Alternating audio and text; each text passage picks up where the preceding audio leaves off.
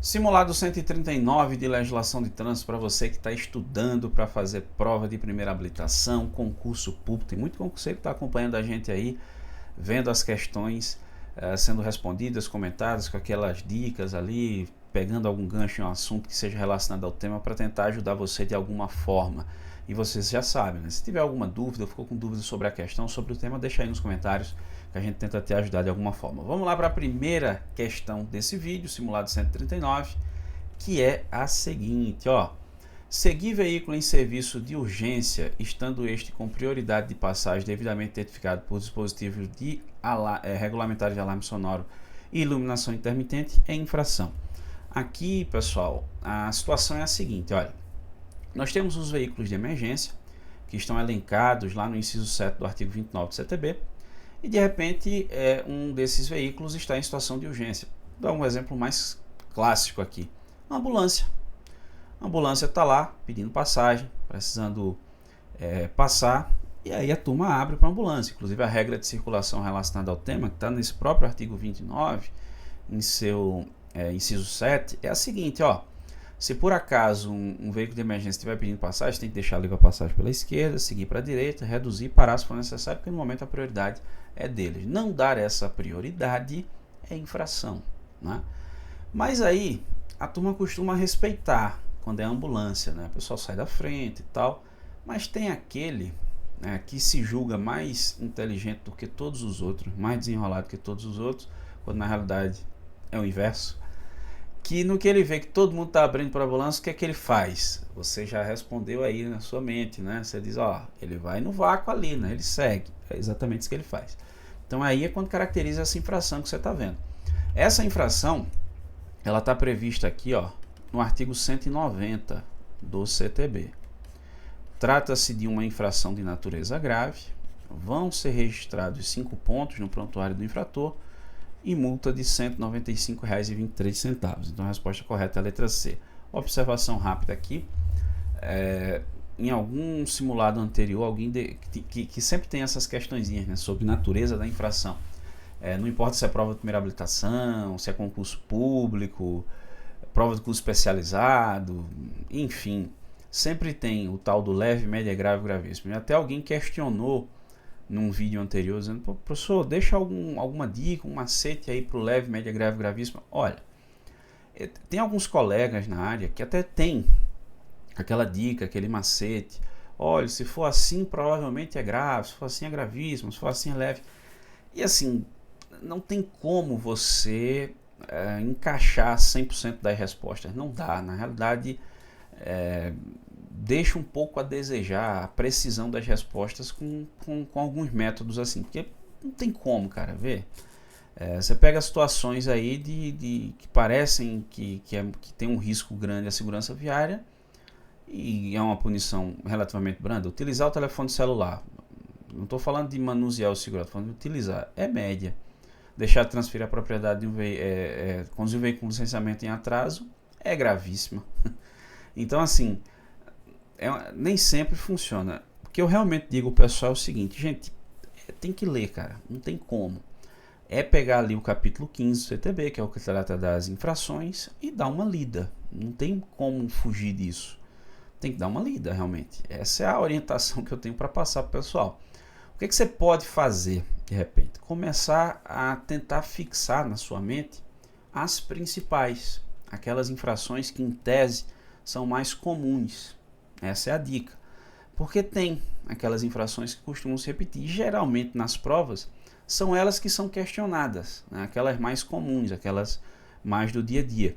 Eu acho que é difícil você encontrar numa prova qual é a infração por não parar na hora de transpor uma linha férrea.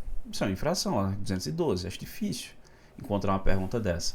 Mas seria relativamente comum você ser questionado qual seria a natureza da infração por conduzir motocicleta se equilibrando em uma roda, né? Então assim, tenta ir primeiro naquelas mais comuns, aí você vai pegando, daqui a pouco você vê que você está com 30, 40, 50 infrações, são as mais comuns na sua mente, está mais fácil. Aí as outras vão vindo aos poucos, tá bom? Essa seria a dica. Foi assim comigo, funcionou. Você tem todas na mente? Eu acho que não, mas acredito que não, acho que talvez ninguém tenha, mas eu diria que a maioria, né, eu tenho na mente a natureza da infração, mas é isso.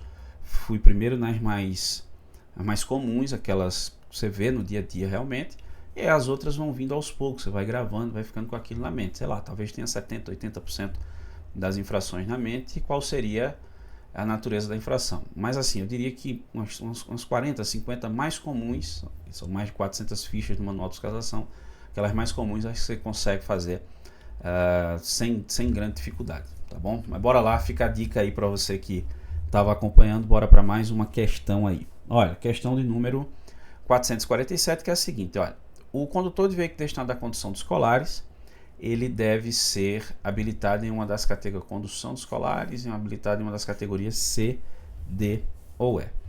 Olha, gente, aqui é o seguinte, vejam só, deixa eu me colocar aqui de volta, pronto. Nós temos no CTB, lá no artigo 138, as exigências para o condutor de transporte escolar. São 4, tá bom? 4 exigências aqui para o condutor de transporte escolar. A primeira delas é a seguinte, ó, ele tem que ser maior de 21 anos. A segunda é que ele tenha sido aprovado em curso especializado, que é o curso de transporte escolar. Aqui, curso especializado, resolução 789 de 2020 do CONTRAN, tá bom? Tem também aqui uma outra exigência, que é não ter cometido mais de uma infração de natureza gravíssima nos últimos 12 meses. Tá certo? Isso aqui inclusive é mudança, porque antes não podia infração grave, gravíssima, ou ser reincidente em médio durante os últimos 12 meses. Agora é mais de uma gravíssima. E ser habilitado na categoria, olha o detalhe, D, que torna o tal do 21 anos uma redundância, né? Porque se ele tem D, ele tem que ter 21 anos, mas enfim, está escrito lá. Por isso que eu coloquei as 4 aqui.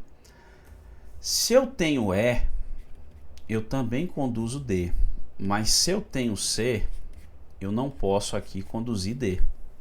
Então, quando ele coloca C, D ou E, a afirmativa está errada, porque o C não entra. Seria D, que é o mínimo, né? Ou E, já que a maior pega a menor. Então, a afirmativa aqui, ela está errada por esse detalhe. Beleza? Bora lá para a terceira e última questão, que é a questão número 448, que é a seguinte, ó. O condutor deverá, eu gosto disso aqui, ó, destaca logo, ó, guardar distância de segurança lateral e frontal de 50 metros. Guarda isso aqui também, ó. Quando tem número assim, guarda. Entre os seus demais veículos, bem como em relação ao bordo da pista, ó, agora guarda também, ó, considerando-se no momento a velocidade, as condições local, circulação do veículo e as condições climáticas. Olha, bora lá. Veja só. Nós encontramos essa informação, isso é uma regra de circulação que ela está prevista aqui, ó, no artigo 29, inciso 2 do Código de Trânsito Brasileiro. A desobediência a essa regra é infração, lá no artigo 192 do CTB, por não guardar distância de segurança. É uma infração de natureza grave, 5 pontos no prontuário do infrator e um brinde, uma lembrança de R$ 195,23. Só que a questão aqui, ela está errada. Você diz por quê? Por um detalhe, ó. 50 metros. Isso não existe. O que precisa ter aqui é uma distância de segurança lateral e frontal. Mas ele não especifica a questão do metro, X metros. Não tem. Por quê? Justamente porque você tem que levar em consideração tudo isso aqui, ó. Velocidade, condição do local, de circulação do veículo e as condições climáticas.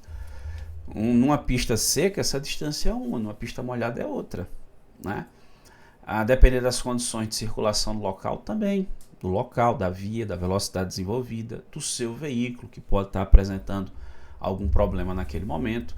Então, tudo isso deve ser levado em consideração na hora de se definir essa distância. Então, não tem uma distância X, uma distância padrão em metros. Esse é o detalhe que deixa a questão errada. Beleza? E aí, acertou quantas? As 3? Deixa aí nos comentários, ó. Errou? Por que errou? Qual foi o detalhe que te fez errar a questão? Deixa aí também, que eu sempre confiro todos os comentários. E aí, quando tem alguma coisa, ó, eu errei por conta disso, aí eu tento trazer questão sobre aquele tema que você errou para você não errar mais. Você vai treinando para você não errar mais, beleza? Se ficar com dúvida, concorda com algo ou discorda de algo, fica à vontade, vai deixando nos comentários e eu agradeço a você que me acompanha até aqui. Um grande abraço, até a próxima.